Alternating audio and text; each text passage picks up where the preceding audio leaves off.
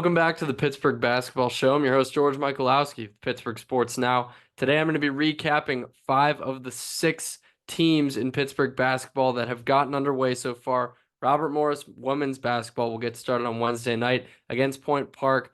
The other 5 teams have already started their season. We're going to start with Pitt men's basketball, who took down Radford 96-56 at the Pitt on Monday night. I was there.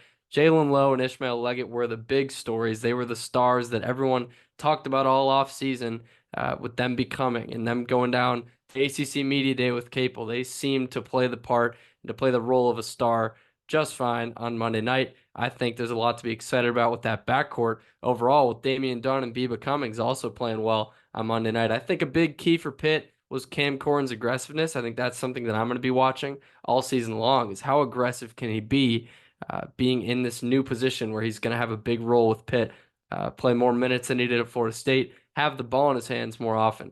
So I think aggressive Cam is the best Cam.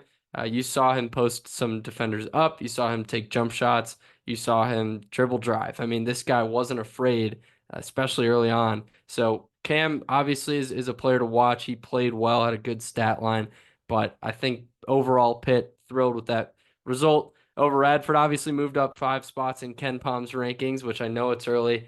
I saw some comments there, barking at us about covering that early. But look, man, it's important. I mean, these non-conference games, whether you like it or not, they mean a lot.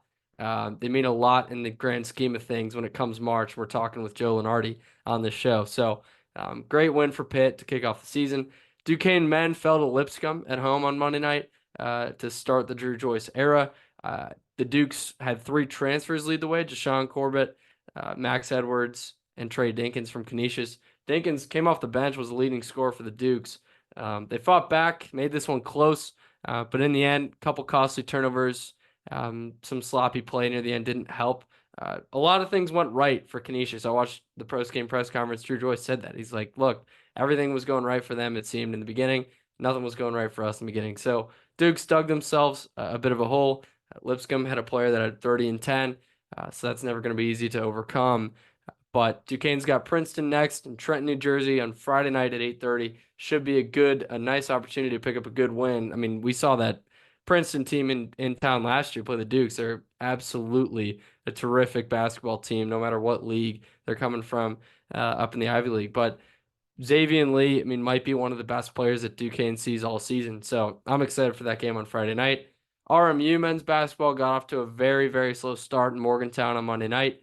Fell to the Mountaineers. Josh Omojafo, the D2 transfer, played very well. He led the Colonials in scoring. DJ Smith, Ismael Plet, again, 3 transfers leading the way for RMU, similar to Duquesne. Kam Woods, 3 for 16 from the field. I'm fairly confident that those shooting numbers will improve as the season goes on. Cam is a very confident and very skilled player, so look for him to rebound in their next game. They're at Delaware tomorrow, Thursday night at 6:30 p.m. On to the women's side. Pitt women's basketball was there last night. Khadijah Faye, Texas transfer forward, exploded. 25 points and 12 rebounds. It was her birthday, so happy birthday to Khadijah.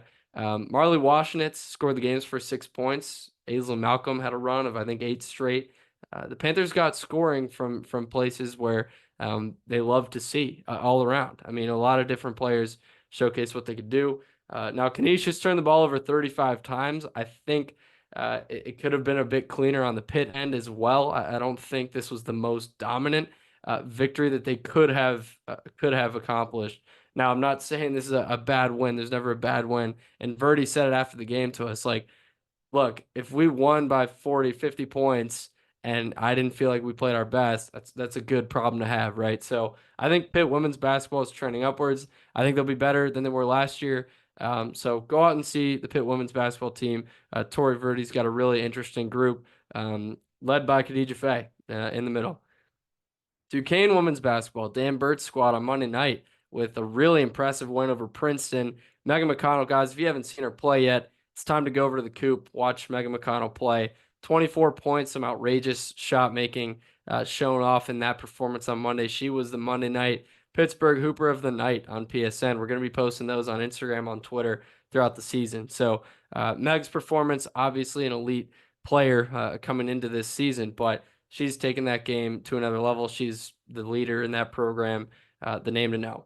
Journey Kyaku, Nadia Moore also with strong offensive performances. I think the Dukes are going to be a really, really competitive team in the A10 this year. They look different than last year, in the rotation with some players leaving, but led by McConnell, that leadership is staying the same, staying consistent. That's going to help Dan Burt and his staff do a great job this year again in the A10, and they got off to a great start. So, guys, that's a recap for nights 1 and 2 of the Pittsburgh basketball season. Please, if you watch this video, throw it a like, subscribe to the channel, throw it a comment, throw me a bone here. I'm trying to see who's interested in Pittsburgh hoops, trying to bring the best coverage we can to the Pittsburgh basketball scene. But we need your help. We need people to, let us know what they like, what they don't like, if they got questions.